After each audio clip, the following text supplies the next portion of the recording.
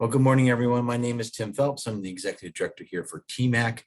Thank you very much for joining us this morning. We're going to have a great conversation wrapped around the transportation bill. We know that some things have occurred overnight that will help hopefully make the infrastructure bill go forward now that there's conversations around raising that debt limit. Today's conversation is not to be an overview of what is in the bill. It's more about having a conversation about what will the bill do for our region. And we have a couple of folks here that will be able to present that to us. Our opening presenter this morning, we do have Sue Walker with us from Representative Chrissy Houlahan's office from the Pennsylvania 6th Congressional District. We'll open up with remarks from her. Then we'll go to Erich Zimmermann. Erich is the Deputy Director and Director of Transportation Programs at the National Association of Regional Councils. That will be followed by Jason Wagner, who's the Director of Policy and Government Relations. Jason works actively within the Keystone Transportation Funding Coalition. I know that's something that a lot of us track. Then we'll have Bob Lund talk about some of those initiatives that SEPTA has here for our region, and especially focused here in Chester County. And then we have Patrick Monahan. He's from the Bicycle Coalition of Greater Philadelphia. We're doing a lot of work with Patrick and some of the trail development that we have here in the region. So with that, I would like to turn the floor over to Sue Walker. Sue, it's all yours. Thank you very much. It's great to be here with you all. I have some introductory remarks, and then certainly happy in the question and answer portion of things to get to some of the specifics of what may or may not lie ahead for all of us. But really do appreciate the opportunity to be here with you today.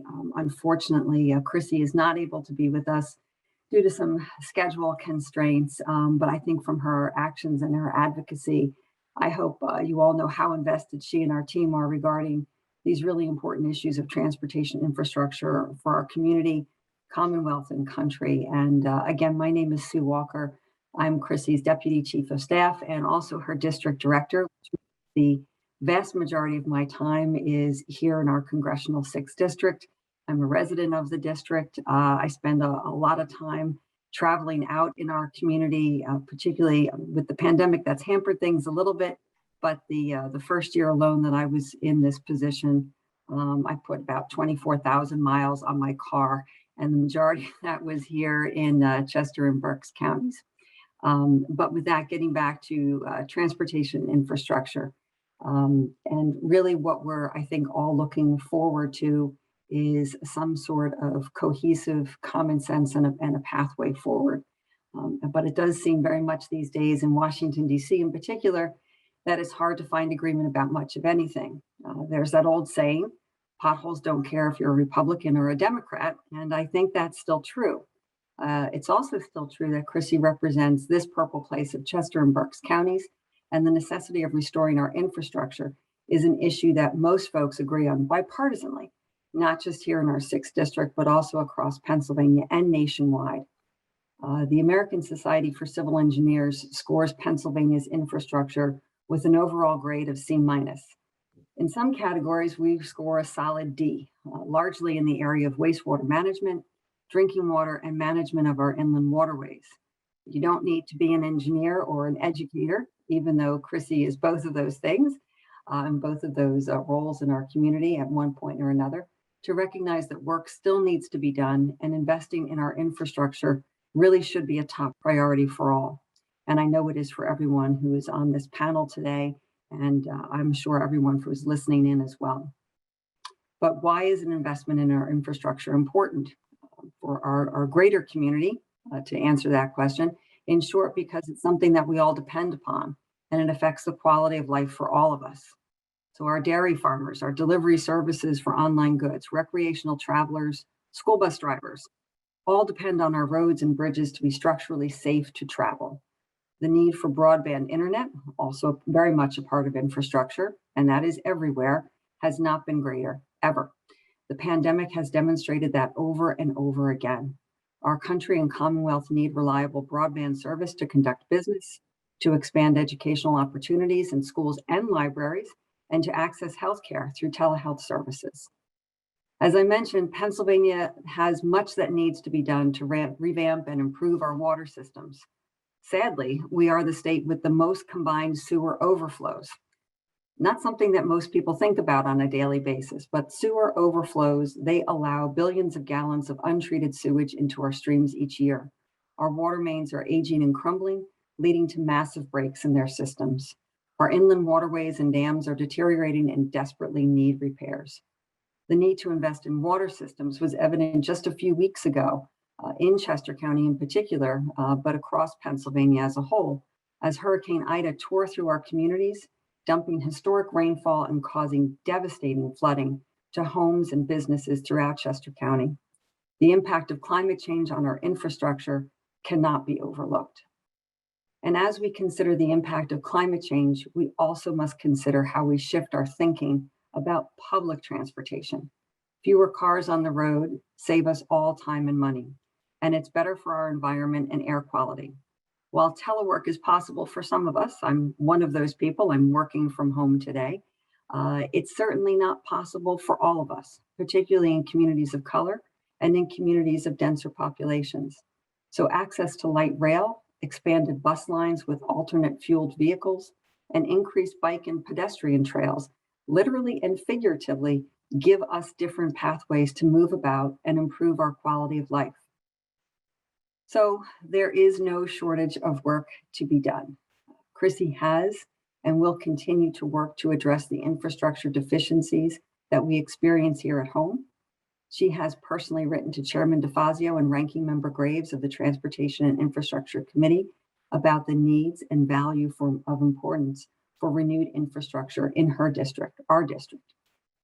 In the House, she has passed the bipartisan Invest in America Act, which will bring $18 million in projects to our community for the Exton Intermodal Station, the Schuylkill Avenue Bridge, and expand portions of Routes 422 and Route 202. Like many of you, Chrissy is frustrated by the lack of progress in Washington, D.C. to pass the Infrastructure and Investment Jobs Act. She has said, and this is from a press release we just had out very recently, and if you bear with me, I will quote directly from that. She said, "I want to make my position unequivocally clear. I am in full enthusiastic support of Infrastructure Investment and Jobs Act. Failure to deliver this bill during a critical time for our nation is simply not an option. For weeks, I have been working behind the scenes with my colleagues on both sides of the aisle to remind members that we all share the same goal: transform our aging infrastructure to compete in the global economy and give our small businesses a fighting chance." She continues and closes with this: "In my short time in Washington, I've learned that we agree on much more than we disagree on. When it comes to infrastructure, this principle holds true. As such, I continue to urge President Biden and Democratic leaders to rally skeptical Democrats. Additionally, I call on Republicans, especially my colleagues in the Problem Solvers Caucus, to follow through on their commitment to get this bill across the finish line." So Representative Houlahan will continue to advocate for infrastructure and the jobs that go with these projects, for the safety of our community, the health of our planet, and for economic growth. She deeply appreciates the dialogue between our office and the community partners here today. And with that, I'll turn it back over. Thank you. Thank you, Sue. Thank you for delivering that message on behalf of Representative Houlahan. I know she's been a great partner and she does reach out, and the staff is always constantly reaching out to us to talk about what those issues are that are important to us here in the community at large. With that, we do have, as I said, Erich Zimmermann with us. Thank you, Erich, for being with us today. I know that you have your slide presentation. We appreciate having the National Association of Regional Councils with us. And we look forward to hearing your message as we talked about in our presentation. Thank you, Erich. All right. Well, thank you so much. Real pleasure to be here and looking forward to the conversation this morning. A lot to cover. This is an enormous piece of legislation that we're discussing this morning. And I hope I can give you a few tidbits that help you understand it a little bit better and what it means for your region. I will apologize in advance. I've been assured that the audience this morning is highly intelligent on the ways of federal legislative policy, but I will still apologize if I use too many acronyms or jargon. If there's any one thing that we're great at in Washington, it's acronyms and jargon. So I do apologize, but hopefully everything will be well understood. So with all due respect to Representative Houlahan and her colleagues, let me tell you a little bit about the dysfunction junction that we have in Washington right now. We have four major pieces of legislation or actions that are sort of combining into make something that makes it really challenging to act on any one of them.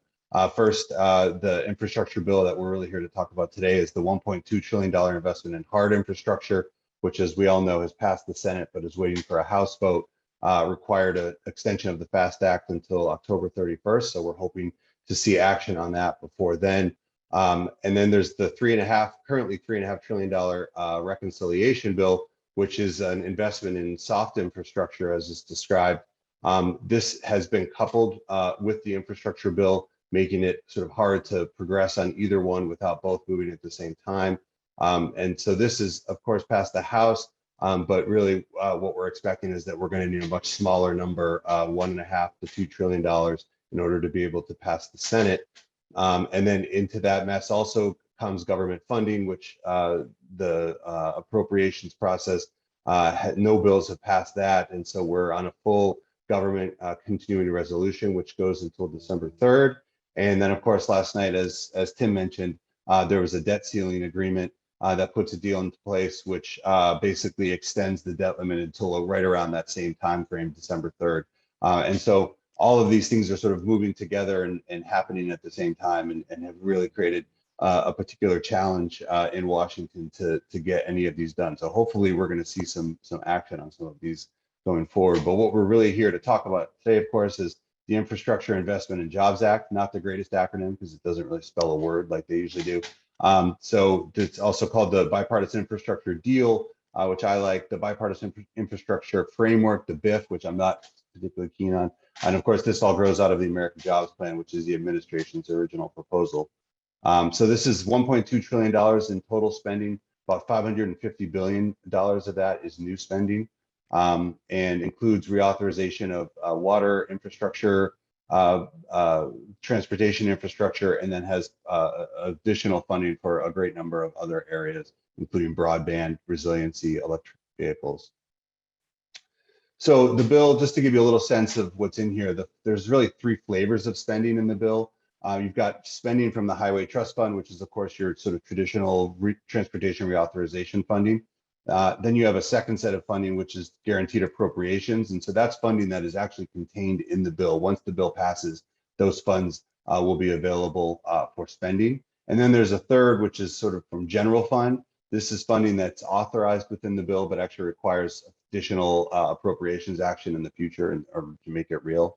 And so that kind of creates some confusion sometimes about what the funding levels are for different things in the bill. As an example, the bill contains $27.5 billion for bridges through a formula program through guaranteed appropriations, an additional $3.3 billion in competitive funds through the Highway Trust Fund, another $9.2 billion in competitive funds through guaranteed appropriations. So that's a total of about $40 billion for bridges. And it actually has an additional $3.3 billion, which can be appropriated in the future and could bring the total to about $43 billion or so on bridges. So that's one of the tricky parts of this bill is knowing exactly what the funding levels we are looking at. But one thing we do know for sure, and I'll get into this in a little bit, is that there really is a tremendous amount of new spending in this bill for competitive grant programs.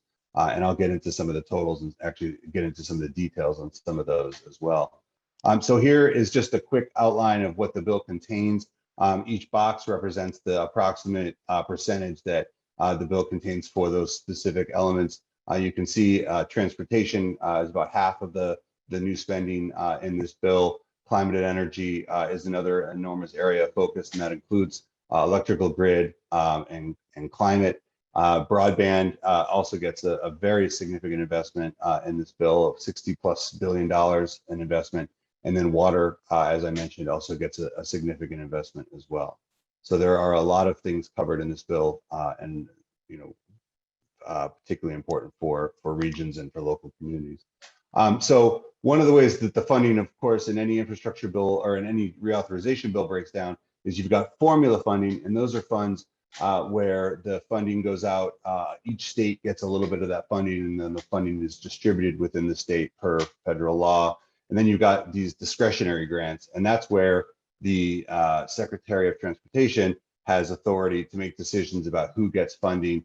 Communities or other eligible entities will apply for these grants based on the outlines provided by the Department of Transportation, and then the DOT makes the decision about who gets the funding.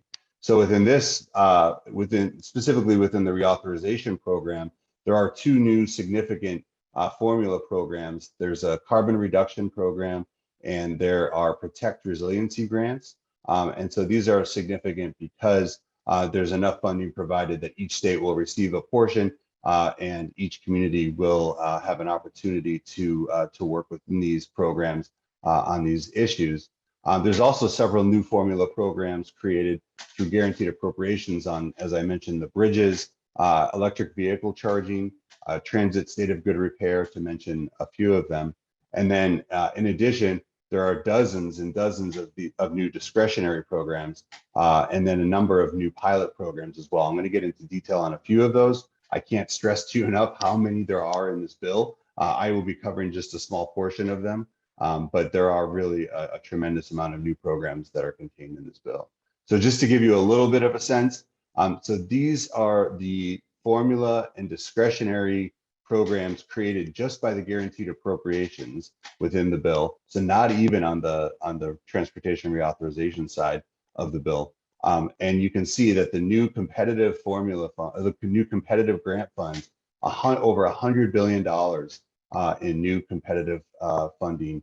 And that is just really a tremendous amount of resources that's going to play out over the next couple of years. In fact, I think part of the real challenge we're going to have here is ensuring that communities are well aware of what they qualify to apply for, and that they have the resources and technical capacity to apply for potentially multiple grants at the same time in multiple categories. As you can see, the vast number of new programs that these funds go into. Each one of these requires a certain amount of capacity in order to be able to apply for them. I'm going to apologize for 1 second. My headphones are about to die. Let me turn them off.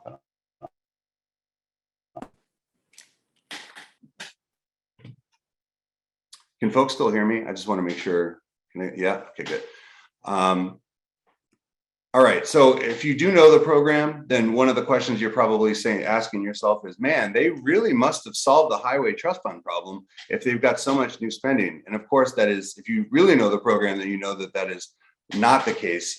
In fact, what the IIJA does is transfers about $118 billion into the highway trust fund in order to keep it solvent for the next 5 years, including $90 billion to the highway account and about $28 billion to the transit account.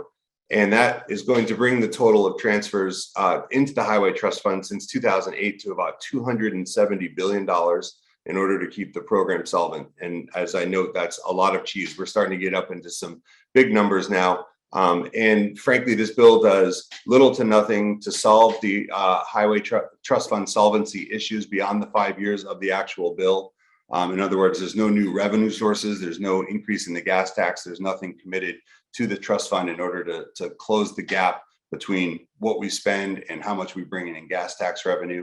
And in fact, it makes the future cliff that much worse because now all the funding levels are higher. And so it's going to be required in the future that we transfer, if it's 118 billion this year, it'll be 150 or $200 billion when we go to reauthorize in 5 years. I will say on the positive side, the bill does contain a mileage-based user fee study. This is the idea that folks start, instead of paying per gallon of fuel, you pay for each mile that you drive. Instead, this is a concept that's being studied in several states now. And I think there's great interest in this. And it does contain a study to consider whether this would work at the national level. So that could be a future solution. So let's get into a little bit of what the bill contains. First, we'll start with some of the policy changes that are most relevant, I think, to localities and regions. First, in the Surface Transportation Block Grant Program, which is the program that really provides the bulk of the funding down to the local level for local prioritization and decision making. Unfortunately, if you know the program, suballocation is the money that is directly provided in the program to local areas. We had hoped for a larger share of that funding to be provided locally. We are stuck at 55% where it was for the where it currently is in the FAST Act.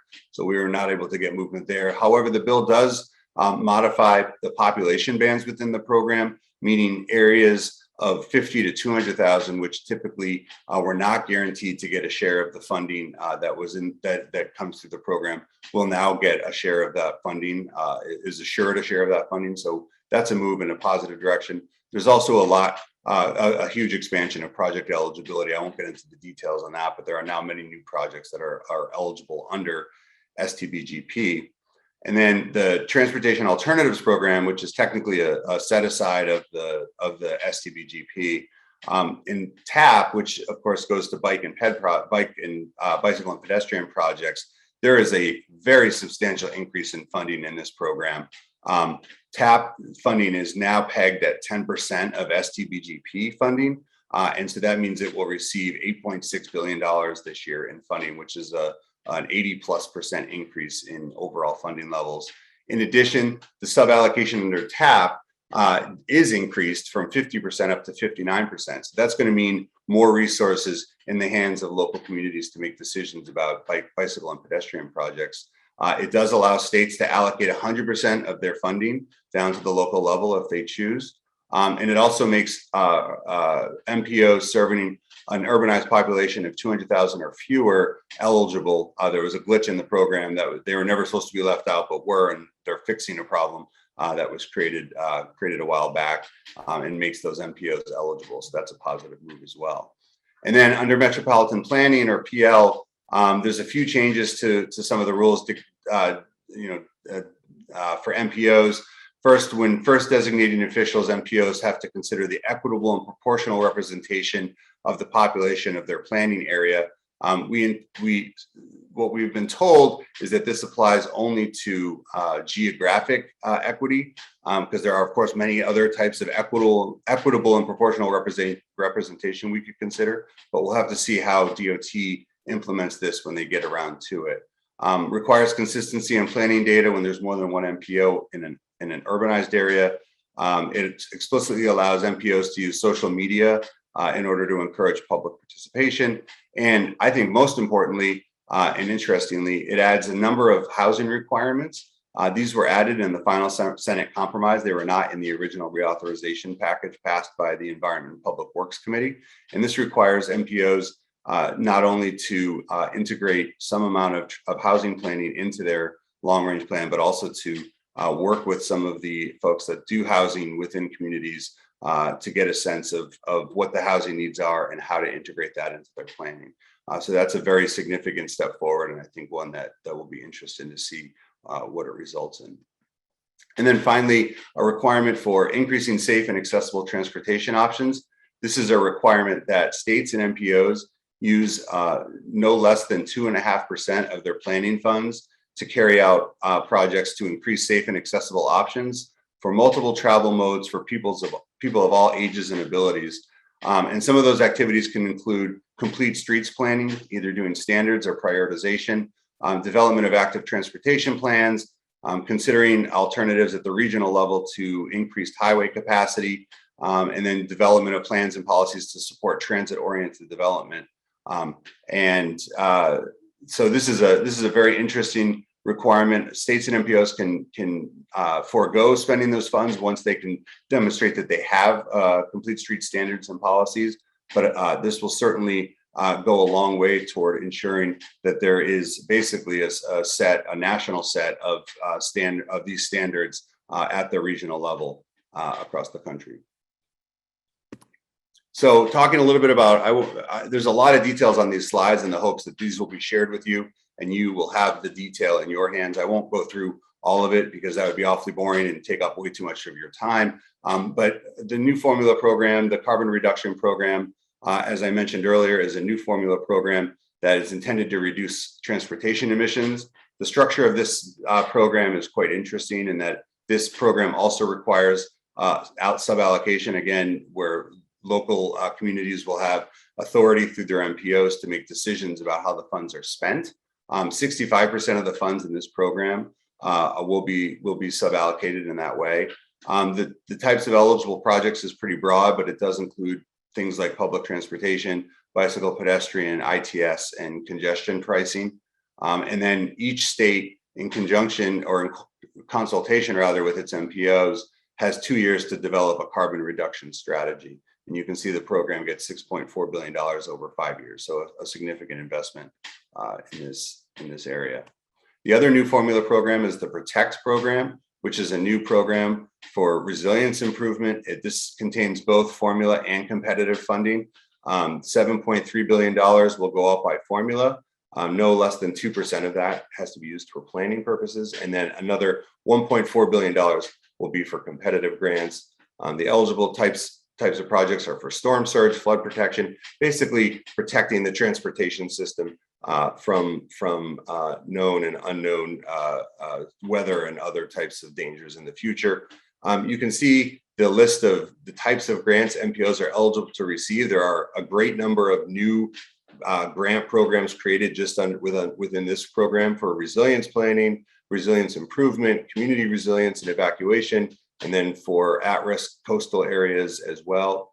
One of the interesting structures of this program is that while the federal share, so the amount that the federal government can cover of a particular project is 80%, it can actually be increased by an additional 10%, by 7% if a state or MPO has a resilience improvement plan and the project being funded is prioritized within that plan, and then another 3% if the MPO has incorporated that resilience plan into its metropolitan transportation plan.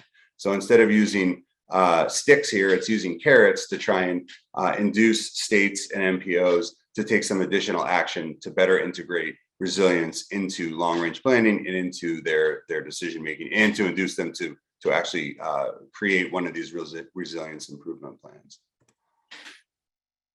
So now getting into some of the competitive programs, we'll start with the Strengthening Mobility and Revolutionizing Transportation, or the SMART program. I think folks are very familiar with the Smart City Challenge. This is that's the inspiration for this program, obviously spread a lot more widely to many more communities.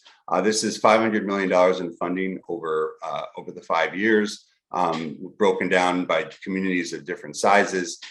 The eligibility includes MPOs and public transit agencies, and then also allows for regional partnerships within this under certain circumstances. And eligible uses are both for development phase, so for planning, and for actual construction of projects. There are extensive reporting requirements to the secretary as they try and figure out sort of what works, because these are going to be sort of new and innovative ideas that this is going to raise. And so the secretary wants to be able to evaluate which of those are working, which might be implementable as ideas in the future. You can see projects should demonstrate one of these elements. So these are all sort of your intelligent transportation system type elements within the transportation system. I won't go too much into some of these specific details, again, provided to you for future reference. You can see the selection criteria upon which these will be decided. I provide these because I think it's really valuable, not that you're going to memorize these and know them, but you'll have heard them and you'll have some familiarity with them, so that when it does come time for the applications to go in, you'll have a little bit of a sense of what they're looking for when making these decisions. And then the selection criteria will include the extent to which the projects that you're proposing would have an impact on things like economic competitiveness, congestion, modal connectivity, and things of that sort. And then finally, priority will be given to projects that are scalable, encourage innovation, and a number of other categories. So they're really looking for a high degree of innovation. These are technology and other other similar types of projects. That's really where this program is driving toward, to try and find some new solutions that can be implemented in the future. So the second program is the Safe Streets and Roads for All program. This is specifically a safety program. It supports Vision Zero type planning and project delivery.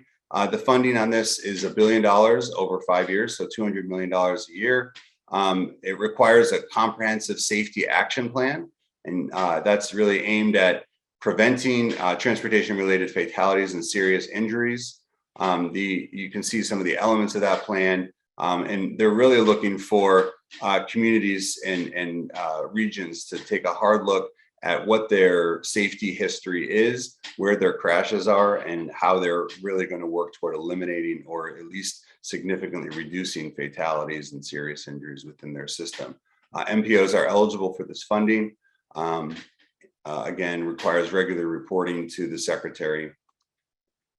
You can see some of the eligible projects include development of that safety plan itself. In fact, the legislation requires that 40% of the funding be provided specifically for that purpose, but then it also includes a significant amount of money for planning purposes, and then actually for actually building projects or carrying out projects or strategies. Again, you can see some of the areas that the program gets into in terms of how projects will be chosen, from engaging the public to figuring out low cost, high impact strategies. So again, looking for some innovation within the program, but ultimately, the most important being how likely it is to significantly reduce or eliminate transportation related fatalities among all road users.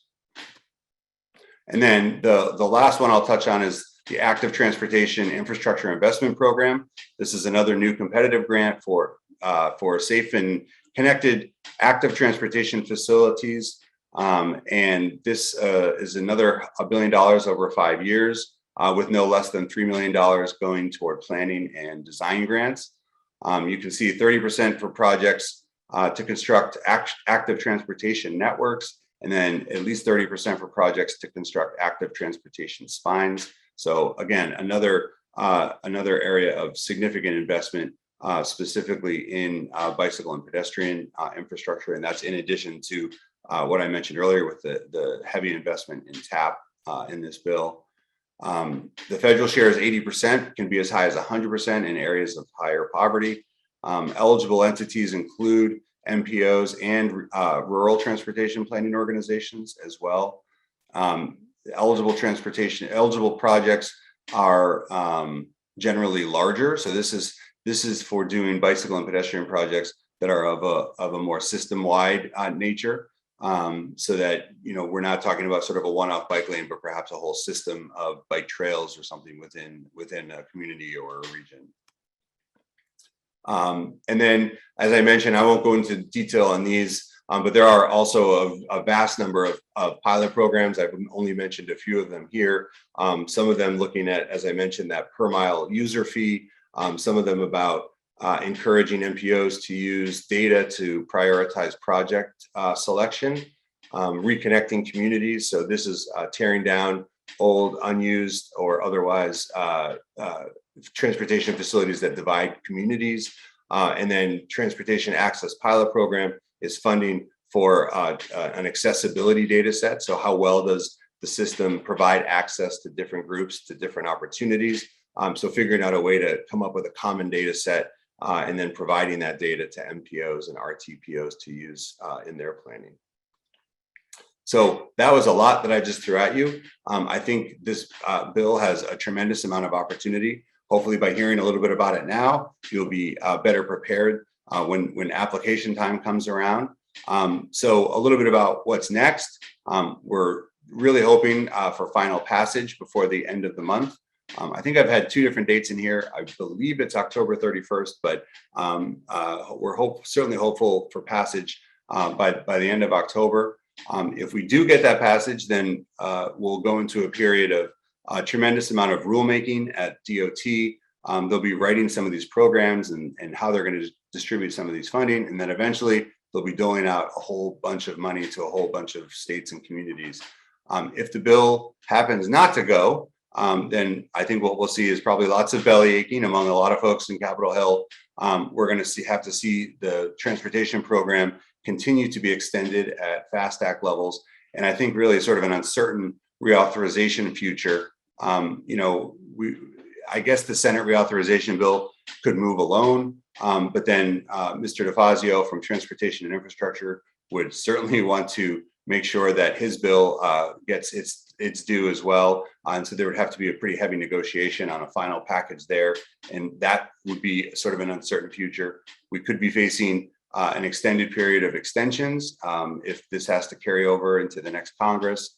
And so it might be see you next Congress if we're not able to get agreement on this package. So, I think still the chances are better than not that with so much having been done on this, that this bill will go. I think there's a tremendous amount of support. As I mentioned earlier, it being wedded to the reconciliation bill certainly makes things trickier, but we are hopeful. And as I say, more hopeful than not that we will see something that does get the final passage.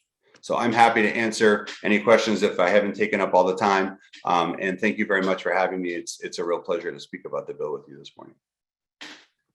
Thank you so much, Erich, for that. We appreciate all the good work that you're doing there at the National Association of Regional Councils.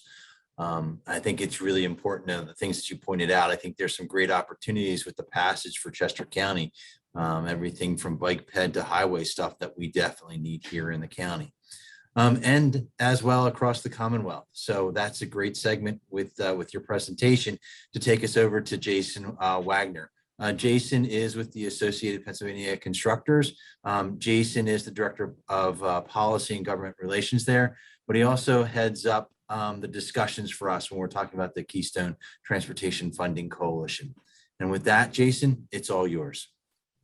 Yeah, thank you. And for everyone, I appreciate both the Congresswoman Houlahan. We met with her staff as part of the coalition, and I'll talk about that in a second. And also thank you, Erich, for going through the details of the bill. It's made my job a little easier in terms of I can cut out a lot of some of the highlights in the bill because Erich provided that all to you. And I guess what I would be interested in saying a couple comments, maybe more toward the political, which is kind of where Erich ended, and perhaps for consideration. So for those that might not be familiar with the Keystone Transportation Funding Coalition, it's a statewide coalition. If you're a history person, I liken it to the Articles of Confederation as opposed to the Constitution, in the sense that we're just a bunch of like-minded organizations that are focused on, in Pennsylvania, one common theme, and that's a sustainable, comprehensive, long-term, multimodal funding solution for Pennsylvania, but also in this case, the country, because it affects obviously what we receive here in Pennsylvania. So we're a part of that, but we're also a part of it, I represent the Highway and Bridge Contracting Organization. However, there are a lot of people on this call, and as well as other presenters to follow, that are equally as part of the Keystone Coalition. And we truly are a multimodal organization. And so I guess to kind of pick up where Erich left off would be, a lot of the questions was, is this bill needed? Is an infrastructure bill needed? And I have a slide, but I think I'll just skip it because I had to relog in, and I don't know if I have Tim, don't worry about it. But basically, back in 2013, obviously, Pennsylvania passed what we call the Act 89, which was a state transportation funding bill increase. And at least from our perspective, the highway program shot up to about almost $2.8 billion per year. Now that's a Pennsylvania number, and that's just the value in a calendar year of highway contracts put out. And I know there's a lot of other interest, but I just give you that figure, that 2.8 figure, because today, where we are by the end of this calendar year, we are sitting right now, as we speak right now, about a 1.7 year-to-date letting figure, and PennDOT anticipates hopefully they will hit $2 billion by the end of the year. So what does that mean? Well, in 8 years, obviously, if you can do the math, we're down about somewhere in the neighborhood of $700 to $800 million in annual contracts. Now, there's a lot of reasons for that, and that might be a conversation for a different time. But I just kind of paint that picture because, all the stuff that Erich had gone through is, yes, we do need a federal infrastructure bill. We certainly need the program to be reauthorized. And he eloquently explained a variety of ways in which that would do it. I would just underscore that his comments about the Highway Trust Fund, obviously, a conversation is going to need to be had into the future regarding how we stabilize, if you will, the Highway Trust Fund. One of the things that is contained in that, as he mentioned, is this study to look at a mileage-based user fee. That is something that also Pennsylvania has looked at. The governor has convened a commission that also recommended a look at that. And our thought would be that it's a positive sign that the federal government is at least looking long-term. We certainly hope that the bill passes and provides that stable, 1 to 5 year funding stability. But we do need to continue to look at the long term as we look at the impact that fuel efficient vehicles, electric vehicles, alternative fuels vehicles, hybrid vehicles, all of that, which is very good for the environment and very good for advancement, but it comes at a cost, and it's a very specific cost of how we fund our roads and bridges, both at the federal and state level, because it's primarily, if not almost solely, predicated on the consumption of gasoline and diesel tax or fuels to generate the funds needed to maintain the system. So looking at alternative ways to fund the system as we move forward is all a good thing and something that we would encourage. Then I would kind of just maybe end my remarks by saying that, this is, as Erich said, this is not a slam dunk situation. So PennDOT, if they were on here, and I don't know if anyone here is representing the department, but they would tell you that there is a extreme value placed in knowing and funding predictability and knowing where your funds are going to come from both the federal and state level. So while we appreciate that a short-term extension, if you will, through the end of this month on the program, we really need to impress upon Congress that they need to pass a long-term bill. PennDOT can't plan for infrastructure projects if we're going month to month. If they're uncertain as to where their next bill or paycheck, if you will, is coming from, then they're just going to hold back and wait and see how things play out. And that is not a good way to manage your transportation program. So we still need to, I'm a political person, so I would say that we still need to talk to our congressional delegation. We have the Keystone Coalition has probably met with about half of them so far, and this would be more than half of them to go. We have some meetings coming up, and I'd certainly welcome any of you that would like to participate in those. They've been done like this in a virtual environment, and we would be interested in having that local perspective and having you join us if you would. And kind of the final thing that I guess I would say is that maybe if you're going to have conversations with your congressional delegation, I mean, one of the things Erich had said that about how it's coupled with reconciliation. I mean, there is a way to vote and approve and adopt this infrastructure bill and deal with the reconciliation bill as a separate bill.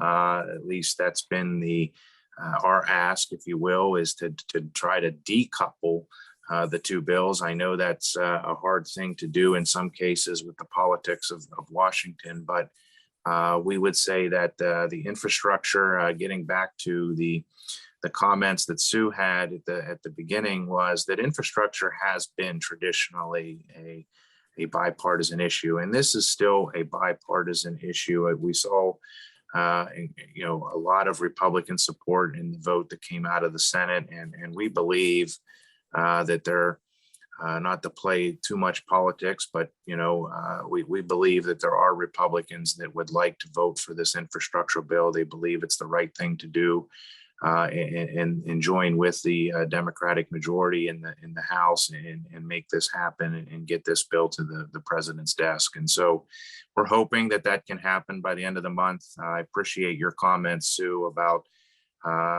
reaching out to get this done, because as the Congresswoman recognizes that, there are no Republican and Democrat potholes or roads or bridges. That's all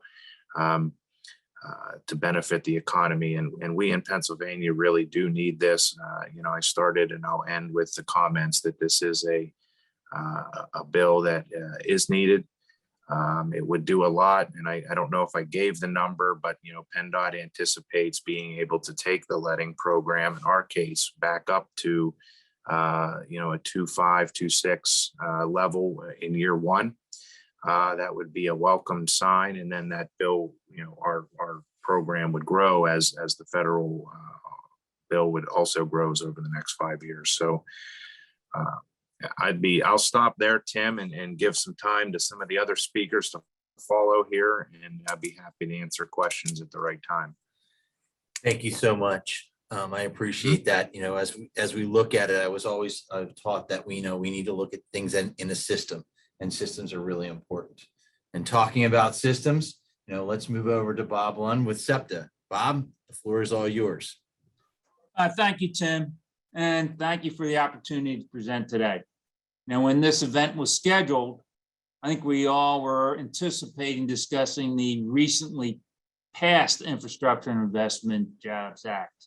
Yeah, but we're all optimistic it will finally pass, and I'm looking forward to putting this investment to work for our customers, for our communities, and the Southeast Pennsylvania region. Now, a lot of the news coverage has been focused on the politics and the processes of the Infrastructure Investment and Jobs Act and the larger so-called human infrastructure bill, but it misses out on the benefits the bipartisan bill has, which are significant. And I want to thank our entire regional congressional delegation for their efforts to pass this important investment, and specifically Representative Houlahan for her early and strong support of the infrastructure bill. I know she called it a win for Pennsylvania. I also want to thank Representative Monahan and her staff for their work earlier this summer to pass the House Transportation Bill, the Invest in America Act, including SEPTA's priorities and projects. Erich, Jason, and Sue all have done a great job providing an overview of the bill, the processes and the path forward, but I want to just briefly touch on how, the transit-related provisions and what they mean for SEPTA. The bill provides, the 5-year surface transportation authorization, transportation funding, and policy are currently operating under a continuing resolution since September 30th of 2020, and extended 1 month through the end of October. The bill relies on the general fund transfers and does not address, as we said, the highway trust fund solvency, and leaves in place long-term concerns for the entire transportation industry. 1.6 billion for transit over a 5-year authorization period. That's 39 billion above the current baseline. That's great. SEPTA anticipates this being an additional 100 million in the first year and growing at a 2.5% annually over the next 4 years. This does not repurpose any of the critical emergency COVID operating assistance, which, is good. It preserves these funds for us to maintain our operations. We still continue to experience significant daily revenue loss. Our ridership is still not where we'd like it to be. We are overall system-wide, pushing up towards 50% of the pre-COVID level. And it's all about, bringing people back to work and having jobs to support the region. Federal operating assistance expected to support our operations through 2024. Hopefully by then everybody's back and this coronavirus is behind us. Every scenario expects corona relief to run out before ridership fully recovers, and we have to be prepared for that and rebalance our budgets for that. This provides significant growth, about 35% in formula and discretionary programs to support SEPTA's capital program. One of the exciting features, it creates an all stations accessibility program, ASAC. It's a discretionary program for legacy rail agencies to fund station accessibility projects, about $350 million annually. Right now, SEPTA overall system-wide is about 58% of our stations are accessible. On the regional rail system, that's about 48%. I think that is a significant effort. It's not where we want it to be. SEPTA's estimating it's about $2 billion to make our remaining 115 stations, that's on all modes, fully ADA accessible. And this bill will help, address that and help us move faster on that. It creates discretionary rail vehicle replacement program to support rail fleet replacement needs. The program offers about $300 million annually. SEPTA operates the nation's largest rail vehicle fleet. 40% of our stated good repair backlog is related directly to vehicles. On the regional rail side, our Silver Line of 4 fleet is the oldest in the nation. It was built during the Nixon, went in service during Nixon administration, just to give you an idea. Some of us are old enough to remember that. In the next decade, SEPTA needs to replace more than 500 rail vehicles, roughly a cost of $3 billion. It's a significant need. Increases in funding for the Capital Investment Grant, the SIG program, includes new starts and core capacity projects. That'll allow more projects across the nation to go into the pipeline and includes SEPTA's projects of significance. King of Prussia rail on the new starts, and we're looking at our trolley modernization under the core capacity program. Our trolleys predate ADA regulations, just to give you an idea of some of the issues we're facing. There'll be significant funding increase for intercity passenger rail, Amtrak. Chester County, has the Keystone line running through it. Amtrak's a huge winner. We also share that line for our Paoli-Thorndale.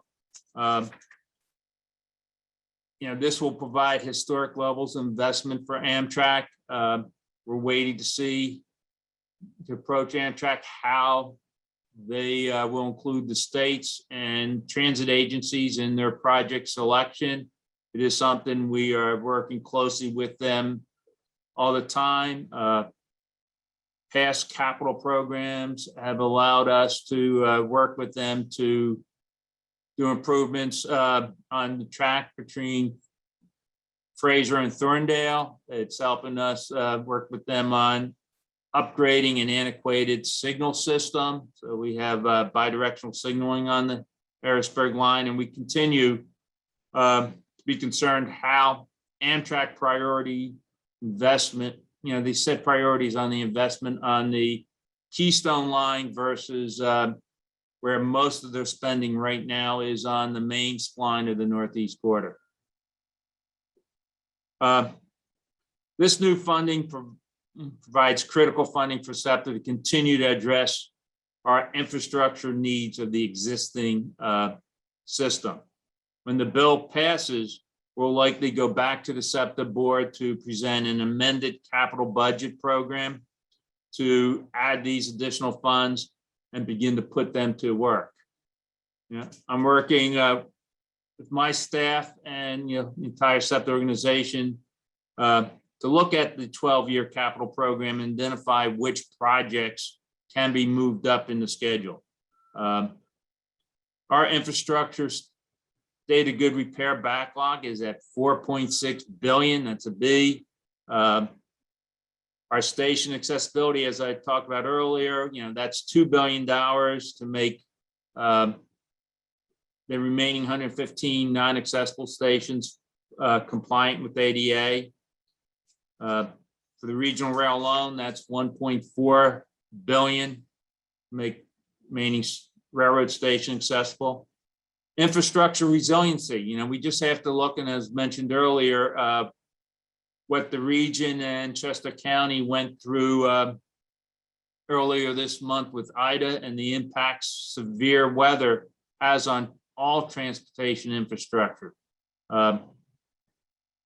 Whether it's snow, floods, we've had more tornadoes in this region than any of us can remember. We have severe weather events that we had never anticipated planning for, and that all has to go into our capital program. Something we hear more and more about every day is cybersecurity, and how do we strengthen our IT and OT systems. A lot of what we hear about is impact to what I would say our business systems, our communication systems, but this cybersecurity is equally important for our operational systems. That's our railroad and transit signal systems. That's our grade crossings. That's all the computer systems on our vehicles. So much more investment is needed on that part of our infrastructure. What does it mean for Chester County? This will provide opportunity to accelerate a number of projects, such as Exton Station, the multimodal connectivity project, where we're bringing a bus loop. I know Chester County's working on the rails to trail, bike trail, multi-use trail through Exton and tying in with that. ADA projects such as Malvern Station and Devon Station. This core infrastructure, we have a lot of historic railroad stations along the Paoli-Thorndale line, and they need something as simple as roofs at Stratford and Devon. Funding flexibility to move forward with the final phase of our Fraser shop and yard expansion that is needed to accommodate the multi-level coach rail cars that are coming in 22 and 23. And because we are a throughput system, and what that means is our trains come from one end of the our line through Center City and out the other end. So like in the Paoli-Thorndale, many of those originate in Lansdale, Doylestown. Core infrastructure improvements on the track, signal, power systems on that end of the system directly impacts the reliability of our trains going up into Chester County, and that's a significant part of our investment we need to make. Now, while we're very excited about the federal infrastructure package, this legislation's only one piece of the overall funding puzzle. And as was mentioned with the Keystone Coalition, we have to look at state and federal funding on core infrastructure for Pennsylvania. This does not eliminate the need to stabilize Act 89 funding sources and the investment levels, nor does it remove the urgency for Pennsylvania to enact bold investments to remain competitive with other states and regions. As our Chairman Dion and General Manager CEO Leslie said, transit is not a cost. It is an investment that will drive inclusive economic growth and advance equity and sustainability. Legislative action is needed at every level to preserve our current capital funding levels and to fund capacity enhancement and expansion projects. We need to maximize federal funding opportunities to support projects of significance, preserve the current state capital investment levels, secure sustainable bondable state funding. That is, for projects such as rail vehicle replacement, we cannot move forward without that sustainable bondable state funding, and provide local governments with the ability to generate revenues and invest in projects of regional significance. We hope you'll join us in these efforts to encourage Pennsylvania lawmakers to make transportation funding a priority. While we're doing everything we can to welcome riders back to the system, we are also undertaking a number of initiatives to improve the SEPTA experience. That's critical in bringing people back. Before I wrap up, I want to update you on initiatives of particular interest to the residents of Chester County. The bus revolution. This is SEPTA's comprehensive look into our network and how to redesign it to make sure it's performing top to bottom, whether it's in the city or suburban network, and have that experience more intuitive and seamless. SEPTA operates we have to look at it as a overall network, not just individual modes. We're reimagining our regional rail. That the Regional Rail Master Plan, which was just an initiative launched last week, and we're going to have a virtual kickoff October 12th. What is the regional rail needs going forward in the future?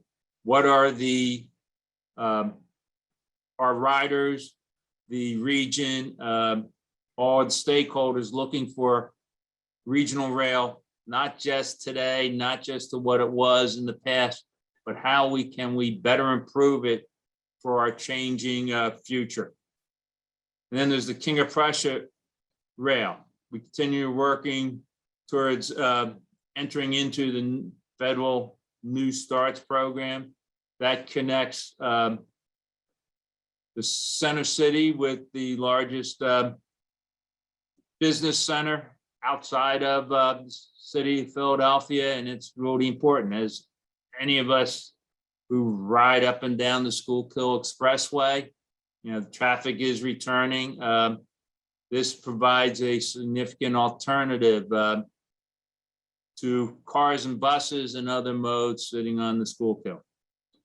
We hope you'll get engaged in these planning efforts, provide feedback, and encourage everyone to look into these programs, and we'll provide connection, how you can provide that feedback virtually, because this is everyone's future, and it's your opportunity to have your voice heard on what you think the region's mobility needs are and how SEPTA can better address those.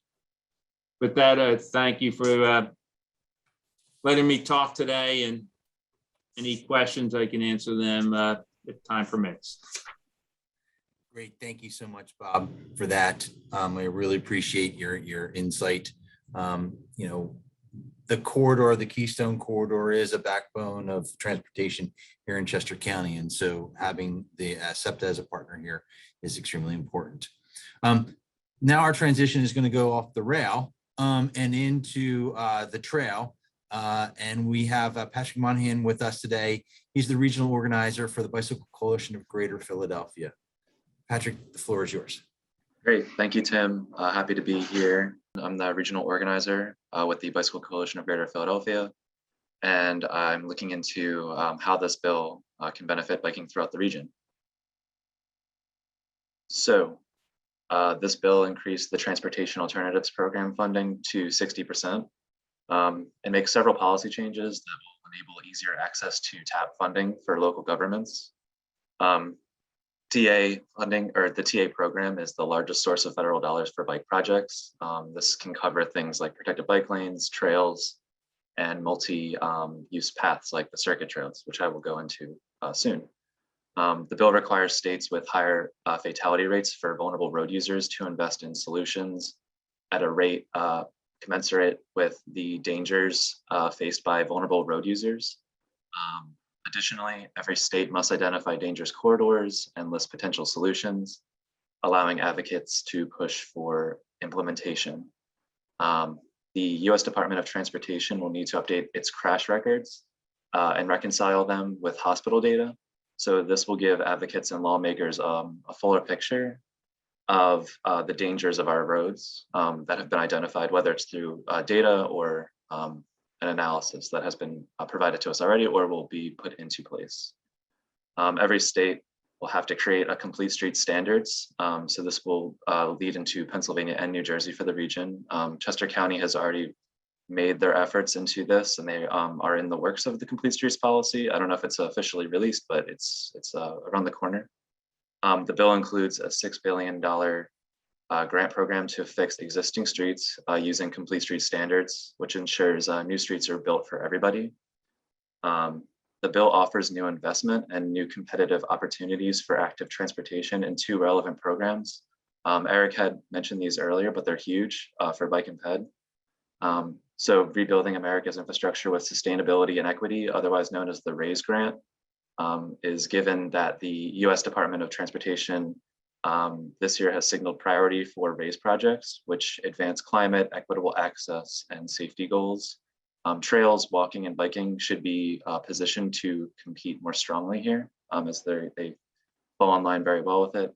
And also on the safety side of things, the Safe Streets for All Act, or bill, is a new initiative to support development and implementation of comprehensive safety action plans, or Vision Zero, will bump up from 200 million a year to 1 billion a year. So that's huge.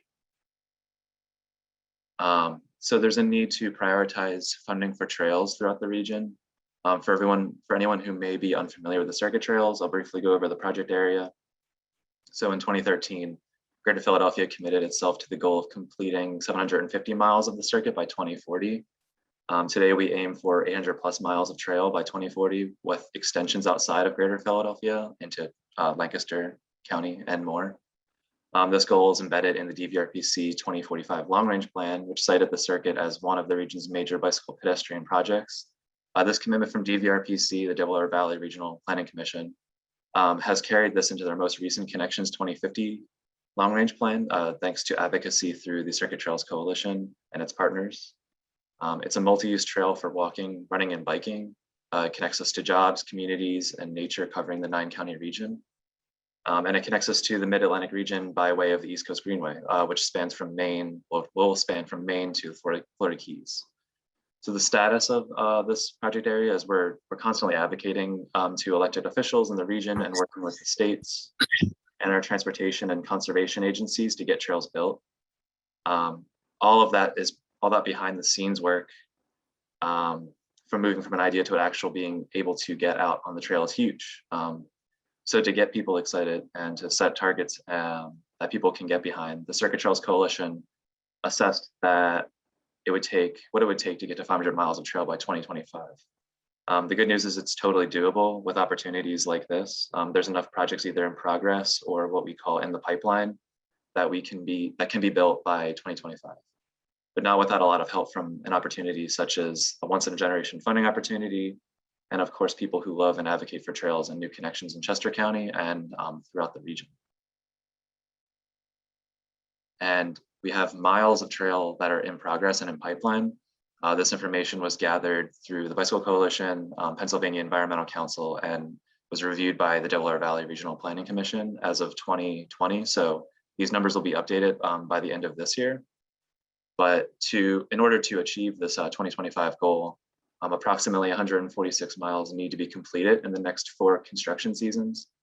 148.45 miles have been identified as a pipeline stage, which means although a feasibility study has been conducted for these 71 projects, design of the project is not completed, or additional obstacles exist, such as lack of public right-of-way or funding. So in total, there are 229.93 miles of trail that are in progress or in the pipeline stage. So if 146 of those 229 miles can be constructed by 2025, this 500-mile goal can be completed. So in Chester County, trails have been identified as in progress, meaning the trails are currently being designed or built, include the Brandywine Creek Trail, the Chester Valley Trail, and the Schuylkill River Trail, which is, that segment is actually reaching its opening stage sometime next year. And that will reach a total of about 5.5 miles that will be added to the circuit. 22.25 miles are identified as in the pipeline, meaning that DVRPC, local governments, and nonprofit organizations are actively working to move these trails forward by conducting studies, acquiring right-of-way, engaging local communities, and laying the groundwork to obtain funding for future design and construction. So as you can see, it is, if the necessary funding can be allocated to these identified 22 miles to accelerate their progress and allowing the Circuit Trails Coalition to come, it'll allow the Circuit Trails Coalition to come one step closer to achieving its short campaign goal of bringing 500 miles to the region by 2025. For the sake of time, that is all I have for you today.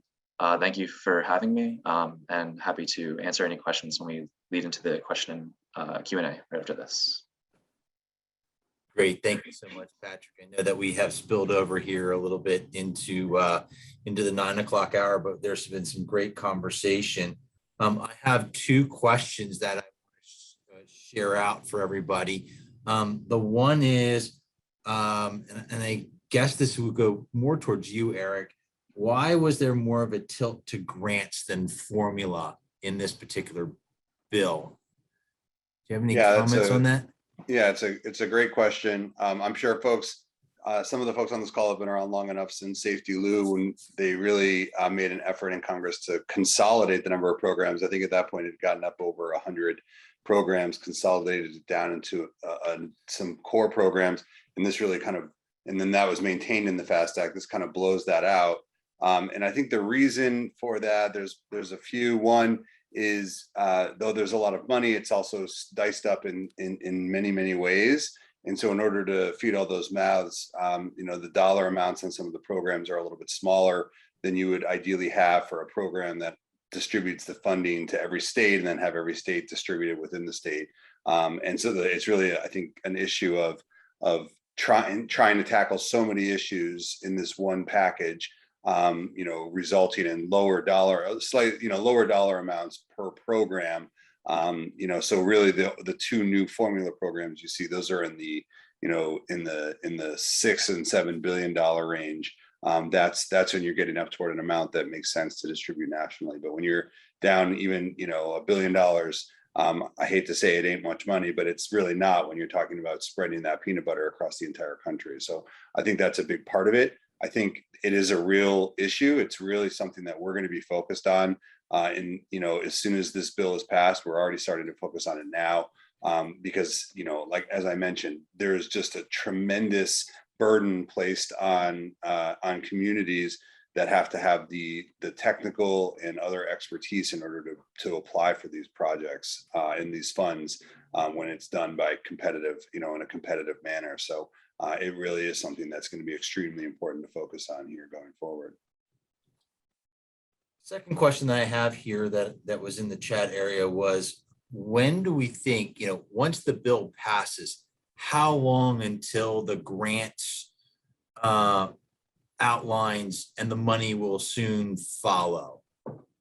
Is that going to be a 6-month period of time? Is that going to be another year? Is that? Yeah, I think it's going to vary. They're going to obviously, to some extent, have to prioritize within DOT. I don't think they'll have the expertise, at least not, or the manpower, frankly, right away to be able to roll out all of these concurrently. So we could make some educated guesses. I think, things focused on safety are likely to sort of be first priority. I know that they are already contemplating, in a very legal and not getting beyond their mandate way of what what things could look like if this bill passes. They can't get too far ahead of themselves, but they can certainly start thinking about those things now in terms of sort of broad structural outlines and who's impacted and how they'll do some of these. So I think you'll see some of them roll out fairly quickly, but I think they will have to prioritize so that some will slip. But it wouldn't surprise me to see, within the first 6 months, we'll probably at the very least have a sense on how some of these programs will operate.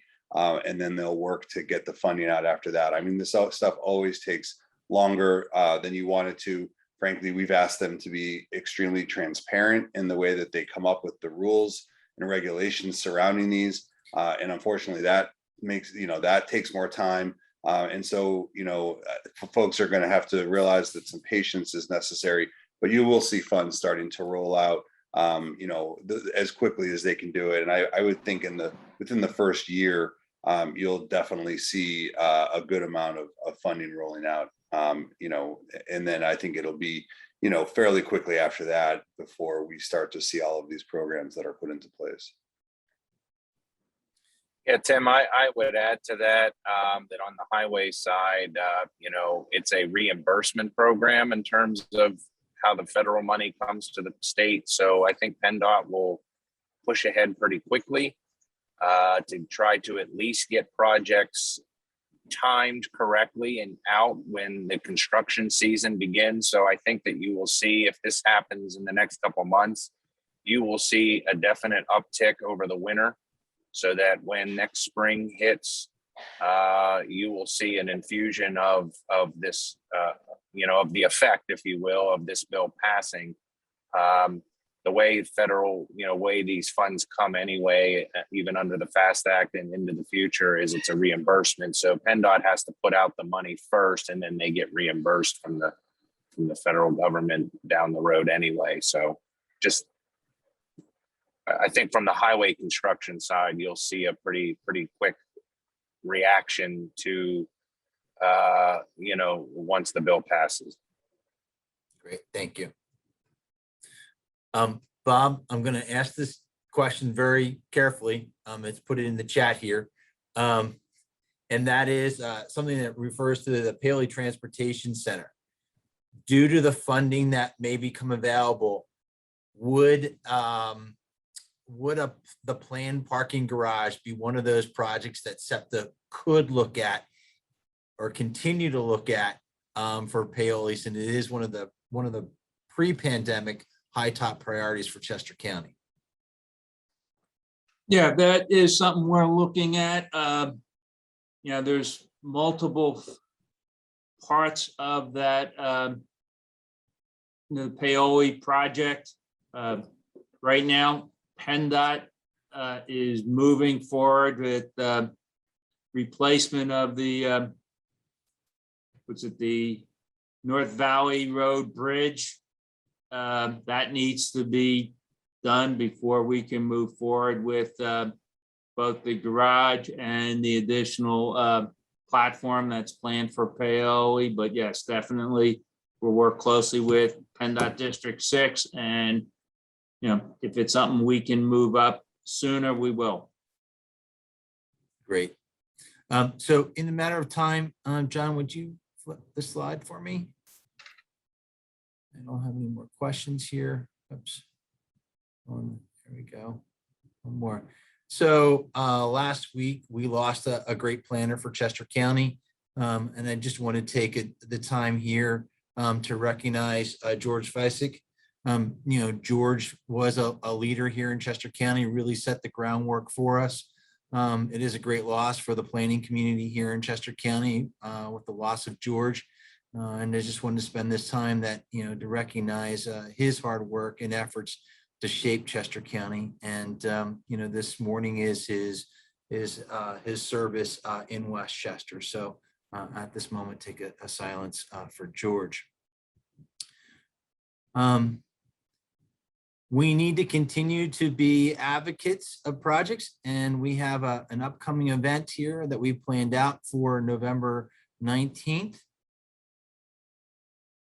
There we go. So we're going to have a conversation about what microtransit is and connecting Chester County. There are several projects that are going on here in Chester County that kind of relate to microtransit. It's very important for our municipalities and employers to understand how this interfaces. And we will have VIA and SEPTA to talk about some project work that they're doing in the region. VIA is actually doing a research TCDI program in the Kennett Square area that TMACC has been actively involved with. And then with SEPTA through Mark Castle and Harley is to look at the service that they put together for the night out, which really is something that is a focus for us as we look at the Coatesville marketplace and the number of jobs that are available in that location. And also proud to announce, I know that we're just here into October, but we do have our upcoming Veterans Gift Drive.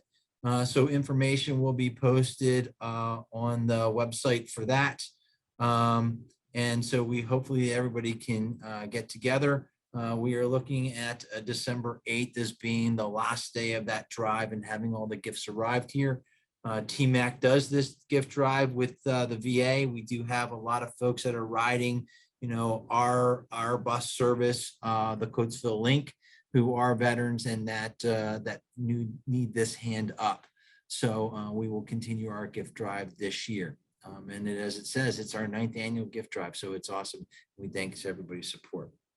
So with that, folks, please keep TMACC in mind. If you haven't signed up for the Monday morning memo, please do so. Keep checking back to our website. We have great information. And then if you haven't, please follow us on Facebook, Instagram, and Twitter. This program has been taped. We will have the presentations available to us, and we will be creating our video here, which will be up and ready early next week. And with that, everyone, please have a safe and wonderful day and an awesome weekend. Be well, everybody.